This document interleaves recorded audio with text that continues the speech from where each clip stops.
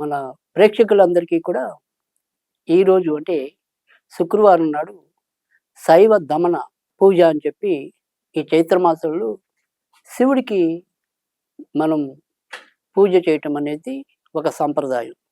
అంటే ఏదైతే మరి చైత్ర మాసంలో ఇంత కొద్ది రోజుల ముందే మీరందరూ కూడా రాముల వారి యొక్క కళ్యాణాన్ని కమనీయంగా వీక్షించి మరి పానకాన్ని కూడా స్వీకరించి ఉంటారని చెప్పి నేను అనుకుంటున్నాను.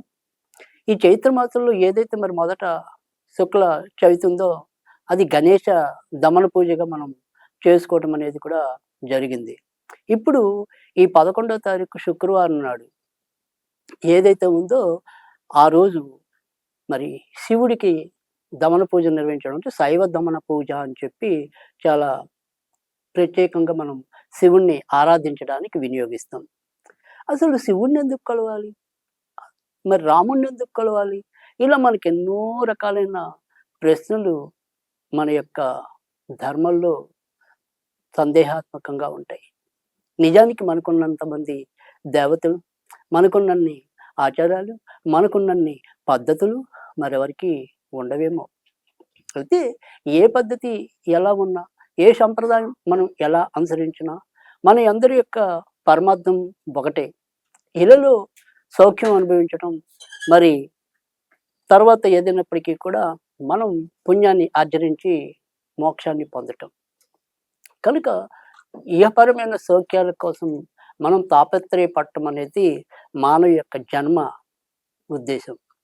ఇప్పుడు ఏదైతే ఈ శైవ పూజ అనేది, శైవ దమన పూజ అనేది మనకి ఇక్కడ ఈ చైత్ర మాసంలో మరి లక్ష్మీ పంచమి నాడు లక్ష్మీ దమన పూజ అనేది, సరే ఇంతకుముందు వినాయక దమన, గణేష దమన పూజ అనేది, ఇప్పుడు శైవ దమన, ఇంకా విష్ణు దమన పూజ ఉంది, సుబ్రహ్మణ్య దమన పూజ ఉంది.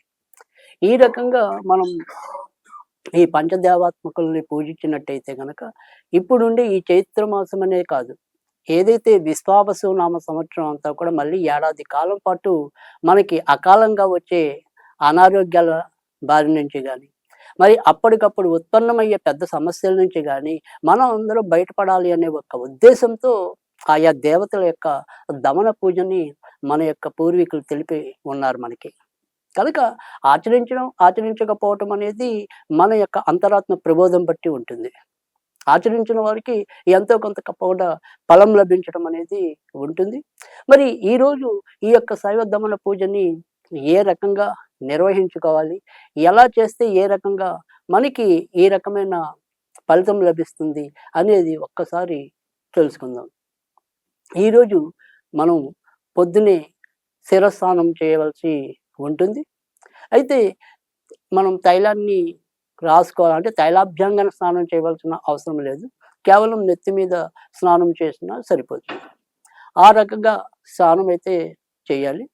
చేసిన తర్వాత మన ఇంట్లో గనుక శివపార్వతుల ఫోటో ఉన్నా, లేదా శివ కుటుంబం యొక్క ఫోటో ఉన్నా, ఏదైనప్పటికీ కూడా శివుడి యొక్క చిత్రపటం ఏదైతే ఉంటుందో ఆ చిత్రపటం దగ్గర ఓం శం శివాయ నమః, ఓం శం శివాయ నమః, ఇది 108 సార్లు చదువుకోవాల్సి ఉంటుంది.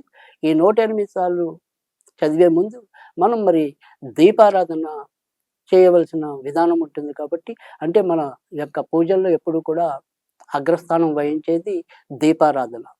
దీపారాధన, ఘంటారామం లేకుండా మనం తర్వాత పూజని కొనసాగించం. కనుక ఈ 2 ప్రాథమికంగా ఆచరించిన తర్వాత మనం మిగతా పూజలకు వెళ్ళటం అనేది సంభవిస్తుంది కదా! ఇప్పుడు ఆ రకంగా మరి మనం మొదట శివుడు యొక్క ఫోటో పెట్టుకోవటం. ఆ శివుడికి ఏదైనా సరే ఇవాళ దమనం గనక దొరికితే దమనమాలతో ఆయన్ని అలంకృతం చేయటం అనేది అసలు ప్రాథమికంగా. అయితే ఇవాళ రోజుల్లో మరి అందరికీ దమనం లభించినా, లభించకపోయినా మరి శివుడికి ఇష్టమైన మారేడు దళాలు దొరికినప్పటికీ కూడా ఆ మారేడు దళాలతో అర్చన చేయొచ్చు. మరి మారేడు దళాలు కూడా దొరక్కపోతే ఏవైనా సరే తెల్ల పూలతో అలంకరించవలసి ఉంటుంది. కనుక ఈ 3 పద్ధతుల్లో ఏదో రకమైన పద్ధతితో మనం శివుణ్ణి ఆరాధించవలసి ఉంటుంది. ఆ రకంగా మరి శివ పూజ చేసుకోవాలి. శివుణ్ణి అలంకృతం చేశాక ఇందాక నేను చెప్పిన ఏదైతే ఓం శం శివాయ నమః అనేది ఏదైతే ఉందో అది 108 సార్లు చదువుకోవాల్సి ఉంటుంది. మరి ప్రసాదం ఏం పెట్టాలి అంటే గనక, ఇక్కడ ఈ ప్రసాదంలోకొచ్చేప్పటికి శివుడికి ఈ రోజు నుంచి అంటే మనం ఏదైతే ఈ దమన పూజ అనేది గాని, మరి ఏదైనా శైవ దమన పూజ అనేది గాని, ఈరోజు మొదలెట్టి అంటే శుక్రవారం నుంచి మంగళవారం వరకు 5 రోజులు కొనసాగించవలసి ఉంటుంది. ఈ 5 రోజులు కూడా ప్రతిరోజు ఇదే పద్ధతిలో మనం శివుడికి పూజ చేసి, మనం కేవలం దద్దోజనం నివేదన చేస్తే సరిపోతుంది. అలాగే 5 రోజులు కూడా మనం ప్రసాదాలు మార్చవలసిన అవసరం కూడా లేదు. ఖచ్చితంగా ఈ దద్దోజనాన్ని మనము ఆయనకి శివుడికి పెట్టడం అనేది సంప్రదాయం. అయితే ఇందాక మనం చెప్పుకున్నాం. ఇక్కడ ఏదైనప్పటికీ కూడా ఈ ఏడాది పొడుగునా మనకుండే ఇబ్బందులు వాటన్నిటిని అధిగమించడానికి ప్రాథమిక ఉద్దేశం. అయితే ఇక్కడ ఎవరికైనా సరే వారి వారి మనోవాంఛలు ఏవైతే ఉంటాయో అవి మీ యొక్క సంకల్పంలో చెప్పుకుని ఈ యొక్క దమన పూజ ప్రారంభించినట్టయితే తప్పకుండా వాళ్ళ యొక్క మనోరథాలు ఫలిస్తాయి. అంటే ఒక్కొక్కరికి కళ్యాణం కావాలనే కాంక్ష ఉంటుంది. ఒక్కొక్కరికి ఉద్యోగం రావాలనే కాంక్ష ఉంటుంది. ఒక్కొక్కళ్ళకి సంసారం బావుండాలనే కాంక్ష ఉంటుంది.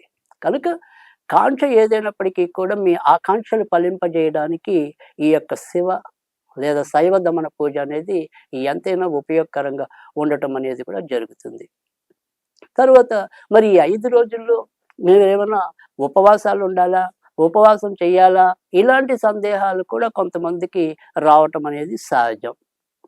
అయితే మీకు ఓపికుంటే ఏదైనా ఒక సోమవారం అంటే ఈ 5 రోజుల్లో సోమవారం ఒక్కరోజు మీరు ఏకభుక్తం అంటే ఒంటిపూట భోజనం స్వీకరించొచ్చు.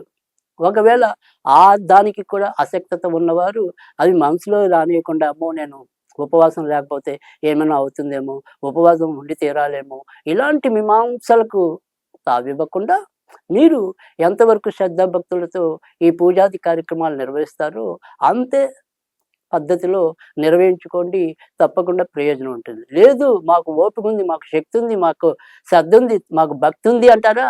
అలాంటి వాళ్ళు ఎవరైనా సరే సోమవారం నాడు ఉపవాసం ఉండండి. తప్పకుండా అది కూడా మీకు మరో